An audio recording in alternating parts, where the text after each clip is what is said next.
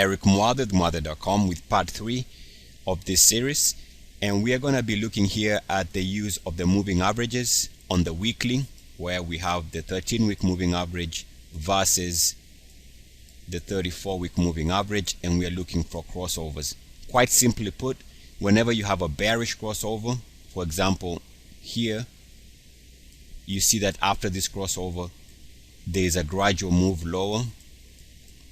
And you also see that conversely, you have a crossover on a bullish crossover between the 13-week and the 34-week moving average for this nice upward trend. So rather than short a stock that is very strong, for example, rather than short a stock that is on this massive run, and yes, you'd like to short the stock at the very high, you are better off, because this is not easy. What you're better off doing is wait for the conditions to change and for the stock itself to turn around. So that crossover, which being on a 13-week moving average, crossing over that 34-week moving average, that by itself is a long-term trend line indication of where prices might go. And sometimes they are not very clear. For example, you can see crossover here, bearish crossover, and the stock does move slightly down, and then followed by a bullish crossover, and that did lead to a slight move higher here, and then there's another bearish crossover. So sometimes they don't give you the clearest of signals, but you can see in every instant at least you get the direction right. Even here there was a slight move lower, and then finally you get the bullish crossover here, which obviously took the stock higher. So if you're looking to short an instrument, what I'm getting at is you're better off not trying to time the exact high, but wait for the instrument itself to turn bearish. And using this very simple crossover gives you at least the motivation to be patient. And when you see that crossover, then you can act by finding exits and by finding or buy signals on a pullback. So when the stock is moving higher after a crossover, so let's, for example, after a crossover here, what you're looking for is either to buy the breakout based on your strategy. You can buy the breakouts, or you can be looking to buy the dip. So depending on how you trade, you can use different strategies, breakout, or you can buy the dip, as long as you know that the trend is to the upside. Now once we get the bearish crossover here, what you're looking to do is either you short at the break point, so you can go by shorting the break points or the breakdown in price, for example here, another breakdown here, recently here. So you can do that, or you can try and sell every rally. So you get a crossover, every rally can be sold if you can find an exit signal, for example on the daily or on the hourly.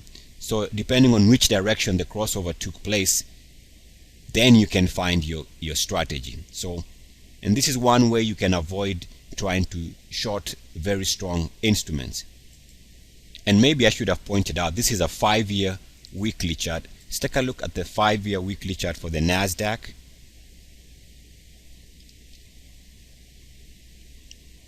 And we can see that the most recent crossover on the Nasdaq took place here, beginning of 2013, and since then this market has been trading higher.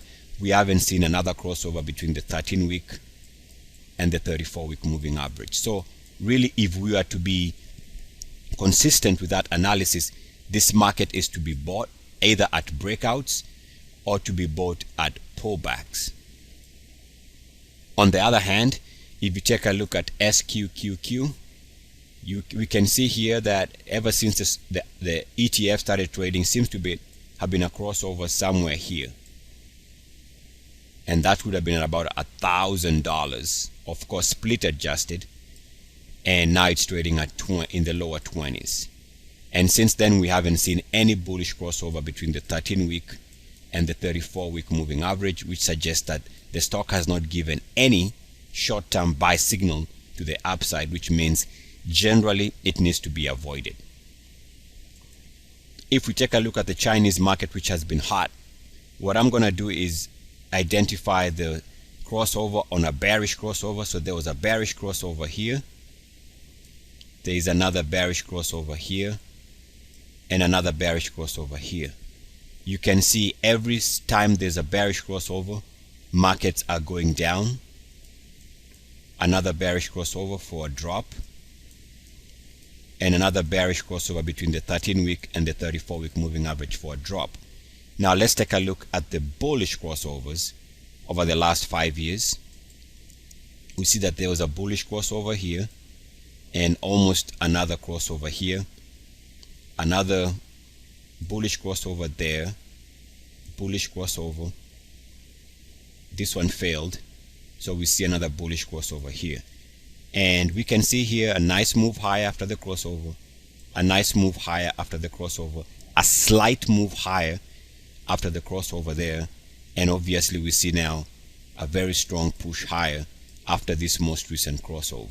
And we haven't seen a bearish crossover in the Chinese market, so for now it is not a market one would want to short based on the fact that we haven't seen a broader sell signal based on this simple analysis of the moving averages.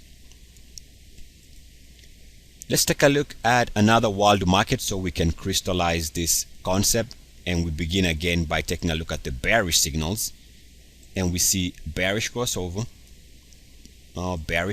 there, and there's a slight bearish crossover here, and each time there's a crossover we get a drop here, there's another drop here slightly, and then let's take a look at the bullish crossovers quickly here, and we see bullish crossover,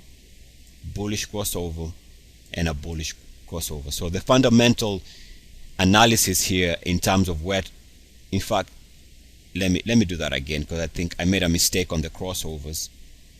There's a bullish crossover here and another one here, and that's it. All right, that's it. Yes, this one here was a bullish crossover also, but failed. So we have a slight move higher here, bullish crossover that was slightly successful but immediately turned down, and we see it was immediately followed by a bearish crossover here,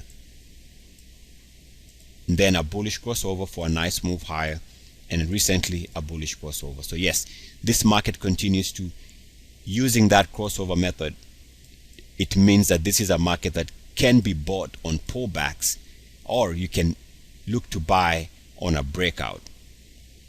Let's take a look at some of the stocks we also did discuss in part 1 or part 2 actually, and take a look here at LMT, Lockheed Martin. The most recent crossover was bullish. Since then it's been trading higher. We haven't seen another crossover, so the stock is to be bought on pullbacks until such a time when it gives us a bearish crossover. The other stock we discussed in part 2 was ABC. On this weekly chart we see that the most recent crossover was actually here, which was bullish, and that was late 2012, about September, and since then we haven't seen a bearish crossover. There was an attempt here to go bearish, but it failed, did not cross over, and since then markets too continues to trade higher. So even this one shows that it still continues to be looking great and should be bought on pullbacks or breakouts.